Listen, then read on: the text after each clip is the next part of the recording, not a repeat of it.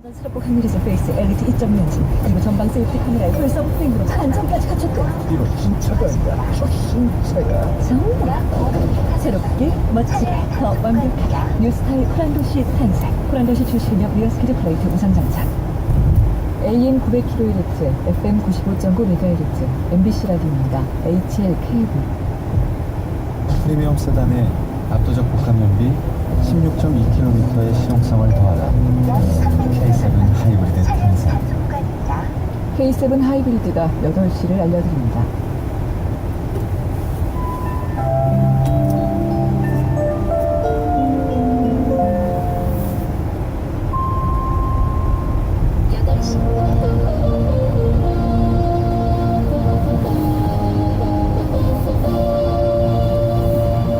MBC 뉴스의 광장.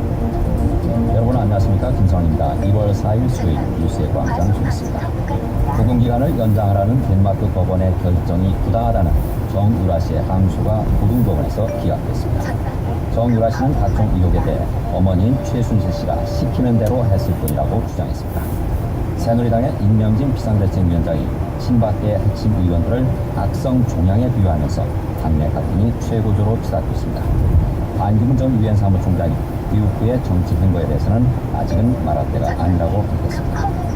고병원성 조류 인플루엔자 AI의 확산으로 달걀값이 치솟자 정부가 달걀과 달걀 가공품의 무관세 수입을 오늘부터 허용하기로 했습니다.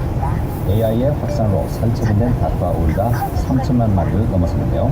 대한양계협회장은 전화로 인도해서 현장 상황을 자세히 알아보겠습니다. 오늘은 전국이 대체로 맑고 포근한 날씨를 이어가겠고 낮 기온은 서울 9도 등 10도를 웃돌겠습니다. 잠시 후에 계속합니다.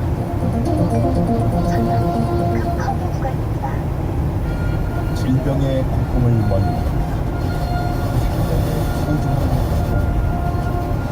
이름을 알리기보다 품질을 앞세우고 전문 의약품 개발에 땀 흘려온 환인제약. 당신 곁에는 언제나 환인제약이 있습니다. 우리나라에서 가장 안전한 차가 된 것보다 더 기분 좋은 건 SM6를 선택한 당신이 더 안심하게 됐다는 것. 5만여 고객님들의 사랑을 받은 SM6 국토교통부 주관 2016년 올해의 안전한 차 1위 SM6 QM6 자동차 안전도 평가 1등급 획득. 더 많은 분들이 안심하면 좋겠습니다. 피부 케어, 두피 케어 이것저것 하느라 바쁘시죠? 그럼 몸은요? 바디엔 토비콤 골드죠. 토비콤 골드는 비타민 A에서 항산화까지 요즘 바디를 위한 바디 비타민. 하루 하나 바디 비타민 토비콤 골드. 안검약품. 코란도시 신차가 출시되었대요. 뭐라고 또 어떻게 새로워졌지? 완전 새롭고 하늘에서 페이스 엘리트 2.0진 그리고 전방 세이프티 카메라에 풀서브 프레임으로 안전까지 갖췄대. 이거 신차가 아니라 초신차야. 정답. 새롭게 멋지게 더 완벽하게 뉴스타일 코란도시 탄생. 코란도시 출시력 리어스키드 플레이트 우상 장착. 혁명의 준비는 끝났는가? 오직 강한 혈맹만이 요새전에서 승리할 수 있다. 혁명의 역사에 동참하라. 이것은 레볼루션. 리니지 2 레볼루션. 스마트폰 검색창에 리니지2 레볼루션을 검색하시면 다운받으실 수 있습니다. 12세 이용가. 월 30만원대로 랜드로버 디스커버리 스포츠를 탈 수 있다면 그건 놀라운 일이다. 프리미엄 SUV가 드리는 특별한 금융 프로그램. 지금 랜드로버 전시장에서 만나보세요. 유에르스 30% 선납, 60% 이에 36개월 기준. 자세한 내용은 홈페이지 참조. 똑같은 아파트에 살아도 100이호는 관리비 나오는 대로 다 내고 200이호는 할인에 수수료 면제까지. 아파트 관리비도 역시 롯데카드라니까. 롯데카드로 아파트 관리비 자동납부 신청하면 만원 할인. 여기에 자동납부 수수료 면제까지. 3월 31일까지 1588-8200으로 신청. 만원 이상 납부 시 자세한 사항은 홈페이지 참조. 덴마크 법원의 부공기간 연장 결정이 부당하다는 정유라 씨의 항소가 기각됐습니다. 정 씨가 군대 이후 집에 남아있는 측근들은 외부 접촉을 차단한 채 극도로 예민한 모습을 보이고 있습니다. 올보로에서 박상국 특파원이 전했습니다. 덴마크 서부 고등법원은 올보르 지방법원의 부공기간 4주 연장 결정은 부당하다는 정유라 씨의 항소를 기각했습니다. 고등법원은 서면 심리를 통해 이같이 결정했습니다. 정 씨의 한국 송환과 관련해 덴마크 검찰은 아직 특검의 송환 요청이 접수되지 않았다며 요청서가 도착하면 최대한 신속히 처리하겠다고 밝혔습니다. 정 씨가 구금된 직후 올버루 외곽 정 씨의 자택에 남아있는 측근들은 커튼으로 창문을 모두 가린 채 외부와의 접촉을 철저히 차단하고 있습니다. 집안에는 정 씨의 아들과 부모 등 모두 4명이 머물고 있는 것으로 보입니다. 나머지 2명은 마필 관리사 겸 경호원 역할을 해온 것으로 알려졌습니다. 취재진이 몰려들자 사유지에 침입했다며 경찰에 신고하는 등 극도로 예민한 반응을 보이기도 했습니다. 출동한 경찰이 신고 내용을 확인하기 위해 대화를 시도했지만 측근들은 신분 노출을 우려한 듯 문을 열어주지 않았습니다. 올보르에서 MBC 뉴스 박상규입니다. 덴마크에서 체포돼 구금된 정유라 씨는 각종 의혹에 대해 자신은 모르는 일이며 어머니가 시키는 대로 했을 뿐이라고 주장했습니다. 이기주 기자의 보도입니다. 덴마크 올보르 법원에 출석한 정유라 씨는 먼저 삼성의 특혜 지원 의혹을 전면 부인했습니다.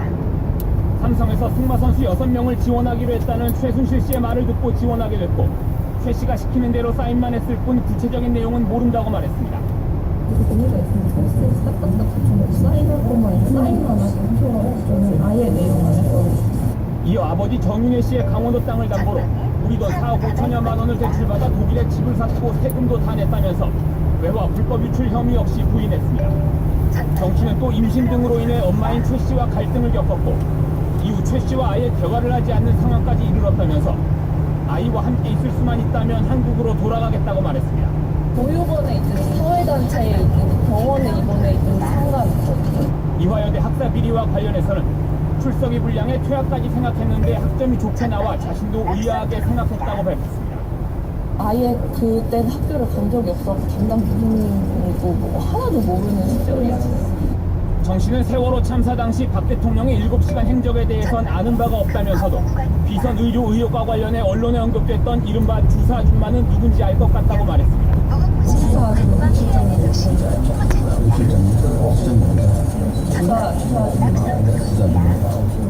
뭔지 알죠?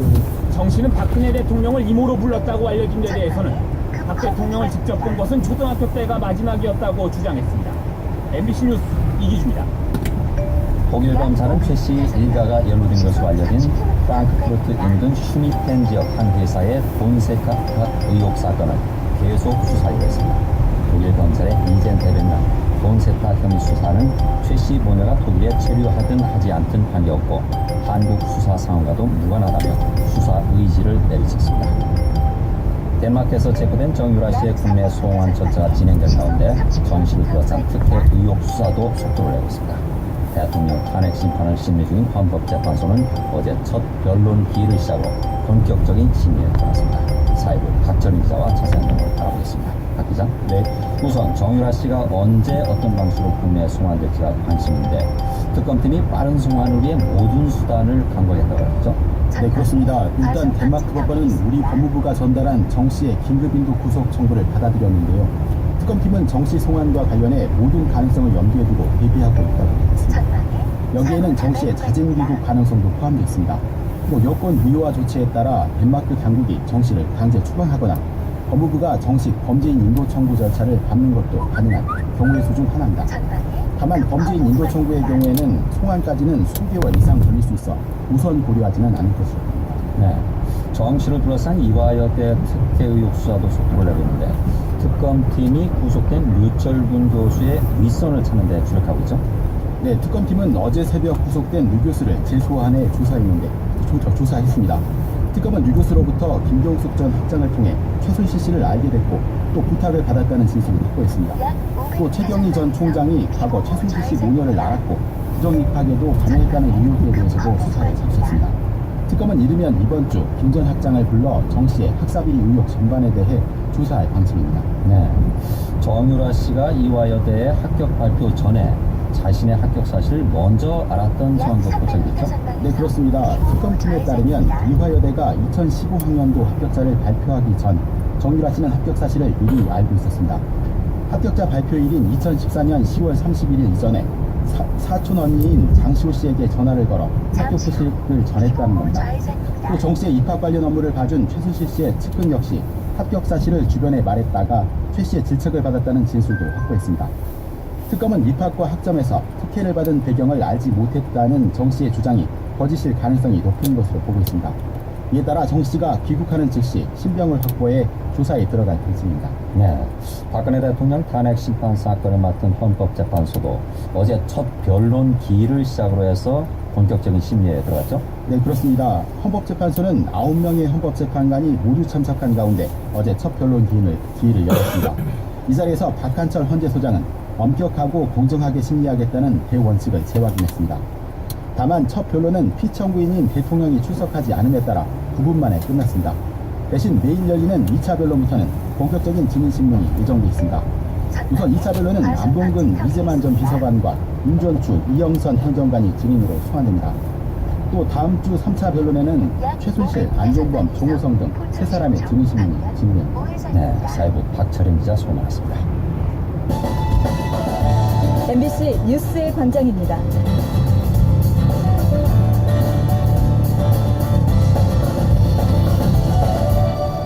새누리당의 인적 청산을 둘러싼 갈등이 최고조로 치닫고 있습니다. 반면 야당 대권 주자들의 행보는 빨라지고 있는데요. 자세한 정가 소식을 정치부 천인호 기자와 함께 알아보겠습니다. 천 기자. 네, 새누리당의 임명진 비상대책위원장이 친박계의 탈당을 거듭 압박하고 나서자 친박계는 임 위원장이 나가라고 맞서고 있죠. 네, 친박 핵심들을 악성 종양에 비유한 임명진 위원장, 그리고 당신이 나가라고 요구한 친박계. 양측의 갈등은 최고조에 달했습니다. 건강 문제로 나흘 만에 당무에 임명진 위원장이 복귀했는데요. 인적 청산 방침에 강하게 반발하는 서청원, 최경환 의원을 지목해서 악성 종양의 뿌리를 없애야 한다. 대통령 탄핵에 책임지고 할복을 해야 할 일이라고 몰아붙였습니다. 먼저 임명진 위원장의 말 들어보겠습니다. 뭐 우연히 내려가는 거 아니고 탄탄한 그런 정도의 말이거든요. 하라는 건데 그거는 자발적으로 스스로 하게 좋겠다. 친박계는 폭발했습니다. 서청원 의원은 공당 대표로서 금도를 벗어났다며 품격을 지켜야 한다고 비판했습니다. 하지만 친박계 일각에서는 일부 희생은 불가피하다. 또 임명진 비대위까지 무너지면 대안이 없다는 절박한 목소리도 나오고 있는데요. 이런 가운데 원희룡 제주지사는 오늘 새누리당 소속 지자체장 가운데 2번째로 탈당을 해서 개혁 보수신당에 합류합니다. 네, 여건이 이처럼 내용에 휩싸이는 가운데 대권을 향한 야권 주자들의 발걸음은 빨라지고 있어요. 네, 더불어민주당 문재인 전 대표가 국회 기자실인 정론관을 전격 방문했습니다. 언론과의 관계 개선 의지를 보인 것인데요. 문 전 대표는 조기 대선 가능성이 점쳐지는 상황에서 프레스 프렌들리, 즉 언론 친화를 강조한 겁니다. 또 한 명의 야권 주자죠. 이재명 성남시장은 국회에서 열린 초청 토론에 참석을 했습니다. 폐륜 논란을 보도한 언론사에 전면전을 선언하고 자신은 기득권과 맞서 싸우다가 이렇게 상처를 입은 것이다 라고 해명을 했습니다. 이 시장의 말 들어보겠습니다. 저는 개인적으로 흠이 많은 사람입니다. 그 흠은 부당한 기득권 구조와 부정부패를 맞서 싸우다 생긴 상처들입니다. 박원순 서울시장은 전국 순회 시국 토론을 검토하고 있고 안철수 전 국민의당 대표는 대선 캠프 출범 준비를 이미 마친 것으로 전해지고 있습니다. 후보들 간의 신경전도 치열해지고 있는데요. 친노로 분류되는 안희정 충남지사는 문 전 대표를 거들면서 비주류를 공격했습니다. 그러자 손학규 전 대표 측은 안 지사가 친노, 친문의 홍위병 노릇을 하고 있다면서 패거리 정치를 그만하라고 맞받아쳤습니다. 네, 그런데 더불어민주당이 작성한 문건이 논란이 되고 있지 않습니까? 네, 더불어민주당 산하 민주연구원이 만든 이른바 개헌저지 문건인데요. 보고서에는 제3지대를 치명적 위협으로 규정하고 있습니다. 대통령 4년 중임제를 이상적인 권력 구조로 꼽고 있는데요. 문 전 대표의 편향된 내용 일색이라는 비판이 나오고 있습니다. 비주류를 중심으로 해서 특정 인물을 대선 주자로 기정사실화했다. 당의 통합을 해치는 해당 행위라는 비난이 빗발치고 있습니다. 당 안팎에서 이처럼 논란이 일자 민주당 추미애 대표는 당 지도부가 문건 작성을 지시한 것은 아니지만 불미스러운 이번 일에 대해서 유감스럽게 생각한다고 입장을 밝혔습니다. 또 당내에서 집단 반발 움직임까지 보이면서 추 전 대표는 개헌 문건 작성 경위를 조사할 진상규명위원회 구성을 지시했습니다. 네, 정치부 천현 기자 수고 많았습니다. 임기를 마친 반기문 전 유엔 사무총장이 10년 동안 머물렀던 총장 공관을 떠났습니다. 반 총장은 귀국하면 광범위한 사람들과 만나서 대화하겠다고 밝혔습니다. 미국에서 이진희 특파원이 취재했습니다. 반기문 전 유엔 사무총장이 현지 시간으로 화요일 오전 뉴욕 맨해튼의 유엔 사무총장 관저를 떠났습니다. 귀국 일정은 당초 계획보다 조금 이른 오는 12일 오후로 잡았다고 밝혔습니다. 제3지대 출마나 신당 창당 등 향후 정치 행보에 대해서 아직은 말할 때가 아니라며 답변을 피했습니다. 또 국민들의 여러 가지 이제 그 말씀에 그 경청을 하고 그런 후에 적당한 얘기에 결정을 해야 되겠죠. 그래서 중립지대에 머물다 선거 막판 공화당 경선에 뛰어들어 대통령에 당선된 미국의 아이젠하워 모델을 염두에 두고 있냐는 질문에 그런 말은 한 적 없다고 선을 그었습니다. 반 전 총장은 또 현재 한국 사회가 어려움에 처한 것은 대화를 하지 않고 소통이 없었기 때문이라고 진단했습니다. 따라서 고국에 돌아가면 다양한 목소리에 귀를 기울였던 유엔 사무총장으로서의 경험을 실천하겠다고 밝혔습니다. 가급적 광범위한 그 사람들하고 또 그룹하고 의견을 교환하는 것이 가장 바람직합니다. 반 전 총장은 공간을 떠나기 직전 재임 시절 특별 자문관이었던 제프리 삭스 콜롬비아대 교수와 청년 실업 등 한국 경제 문제를 논의했다며 대권 주자로서 이미 한국 경제 문제를 고민하고 있다는 모습을 적극적으로 내비쳤습니다. 뉴욕에서 MBC 뉴스 이진입니다. 조류 인플루엔자 AI의 확산으로 달걀값이 치솟자 정부가 오늘부터 달걀과 달걀 가공품의 무관세 수입을 허용하기로 했습니다. 정부는 국무회의에서 신선란과 달걀액, 달걀 가루 등 8개 품목의 수입 관세를 오늘부터 0%로 낮추기로 하고 구체적인 수입 물량과 규격 등은 모레 발표하기로 했습니다. 또 알 낳는 닭을 조기에 공급하기 위해 산란 실용계 병아리 50만 마리의 수입도 추진하기로 하고 항공 운송비 지원 방안도 검토 중이라고 밝혔습니다. MBC 뉴스의 관장입니다.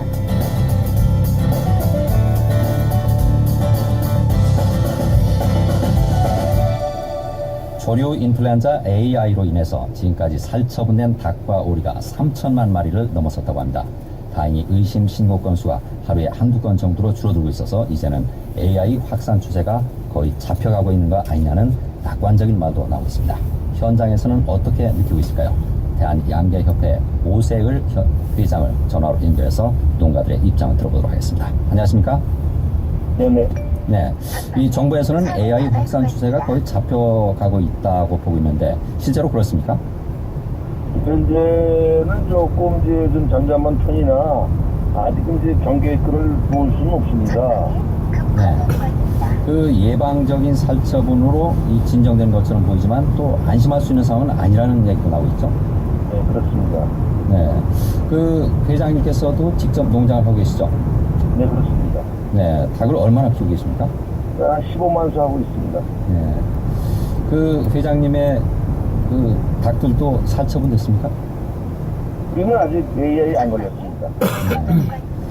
그 지금까지 살처분된 닭과 오리가 3천만 마리가 넘는다고 하는데 네네. 이 정도면 농가들 피해가 어느 정도일까요? 농가들이 지금 뭐 산란계 같은 경우는 뭐 지금 한 30% 정도가 지금 굉장히 피해를 보고 있고요. 네. 뭐 농가들은 뭐 이런 마음적으로 굉장히 아프죠. 네. 네. 3천만 마리면은 그 비용으로 치면 어떻게 어느 정도가 될까요? 3천만 마리면 약 3천억 대면 100만. 100만. 네. 1조 원 정도의 피해가 그 나온 것으로 집계되기도 하는데 그렇게 볼 수 있나요? 그렇다고 봐야죠. 우리 산업적인 피해도 크지 않습니까? 네.